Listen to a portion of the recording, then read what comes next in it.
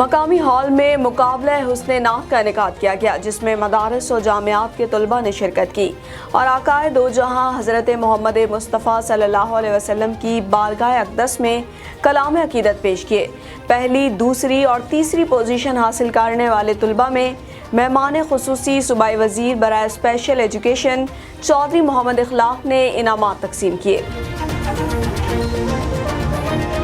خصوصی صوبائی وزیر برائے اسپیشل ایجوکیشن چودھری محمد اخلاق نے انعامات تقسیم کیے۔ اس موقع پر چودھری محمد اخلاق نے خطاب کرتے ہوئے کہا کہ سیرت النبی کی محافل کا انعقاد کار ثواب ہے۔ خوش نصیب ہیں وہ لوگ جو ایسی بابرکت محافل کا انعقاد کرتے ہیں۔